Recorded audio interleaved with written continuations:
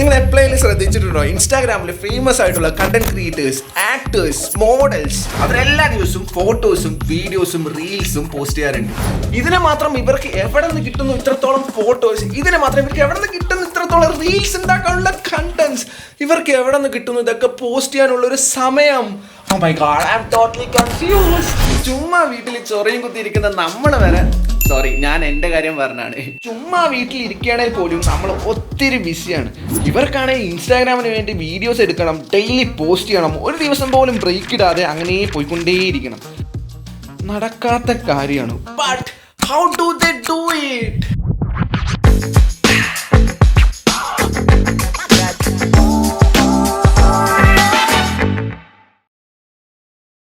So guys, അപ്പം ഈ വീഡിയോയിൽ നമുക്ക് നോക്കാം എങ്ങനെ നമുക്ക് ഡെയിലി പോസ്റ്റ് ചെയ്യാം, അതുമൂലം എങ്ങനെ അക്കൗണ്ടിന്റെ റീച്ച് കൂട്ടാം, ആൻഡ് ഓബിയസ്ലി കൂടുതൽ ഫോളോവേഴ്സിനെ എങ്ങനെ ഉണ്ടാക്കിയെടുക്കാന്ന്.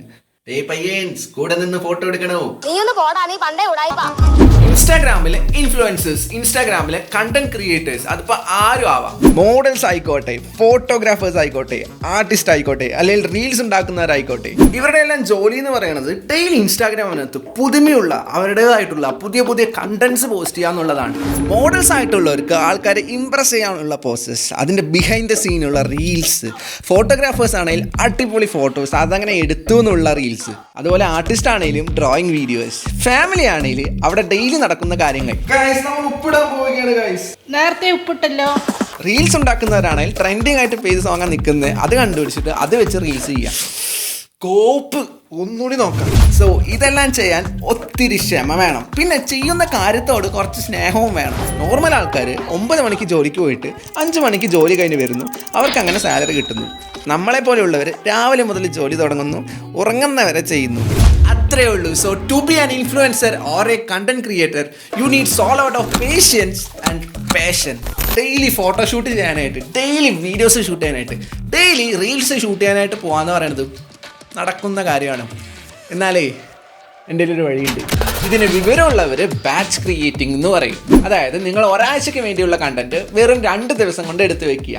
ഉദാഹരണത്തിന് നിങ്ങൾ തിങ്കളാഴ്ചയും ചൊവ്വാഴ്ചയാണ് കണ്ടന്റ് ഉണ്ടാക്കാനായിട്ട് മാറ്റി വെക്കുക എന്ന് കരുതിക്കോ. ഓക്കെ, അപ്പോൾ തിങ്കളാഴ്ച എന്ന് പറഞ്ഞിട്ടുള്ള ദിവസം മുഴുവനായിട്ട് ഷൂട്ട് ചെയ്യാൻ വേണ്ടി മാത്രം യൂസ് ചെയ്യുക. നിങ്ങൾക്ക് ഫോട്ടോഷൂട്ട് ചെയ്യാൻ വേണ്ടിയിട്ടാണെങ്കിലും നിങ്ങൾക്ക് റീൽസ് ഷൂട്ട് ചെയ്യാൻ വേണ്ടിയിട്ടാണെങ്കിലും തിങ്കളാഴ്ച രാവിലെ മുതൽ വൈകുന്നേരം വരെ എത്ര ഷൂട്ട് ചെയ്യാൻ പറ്റുമോ അത് മുഴുവനായിട്ട് ഷൂട്ട് ചെയ്ത് വെക്കുക. ഡ്രസ്സ് മാറ്റിയിട്ടിട്ട് ഷൂട്ട് ചെയ്യാം, പല പല സ്ഥലത്ത് ചെന്നിട്ട് ഷൂട്ട് ചെയ്യാം. ആൻഡ് തിങ്കളാഴ്ച ദിവസം മുഴുവനായിട്ട് ഷൂട്ട് ചെയ്യാനായിട്ട് മാറ്റി വയ്ക്കുക.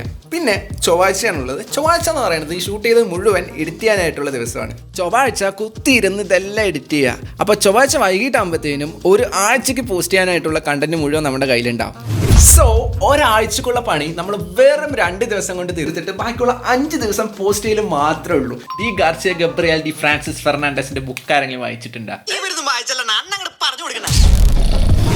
പിന്നെ ലൈഫിനാണെങ്കിലും നിങ്ങളുടെ വർക്കിനാണെങ്കിലും ഒരു ചിട്ട ഉണ്ടാവണം. ഇന്ന സമയം മുതൽ ഇന്ന സമയം വരെ ഞാൻ വീഡിയോ ഷൂട്ട് ചെയ്യുമെന്ന് പറഞ്ഞാൽ അത് ചെയ്തിരിക്കണം. ഇന്ന സമയം മുതൽ ഇന്ന സമയം വരെ വീഡിയോ എഡിറ്റ് ചെയ്യണമെന്ന് പറഞ്ഞാൽ അതും ചെയ്തിരിക്കണം. ഒരു നോട്ട്ബുക്ക് ഇതിനു വേണ്ടി മാറ്റി വയ്ക്കേണ്ടത് നന്നായിരിക്കും.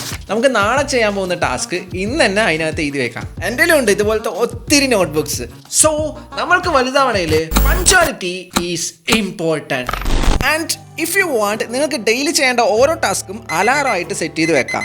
സോ ഇത്രയും ചെയ്തെന്ന് വെച്ചാൽ കുറച്ച് കാലം കൊണ്ട് നമ്മൾ അറിയപ്പെടുന്ന ഒരു കണ്ടന്റ് ക്രിയേറ്റർ ആയിട്ട് മാറും.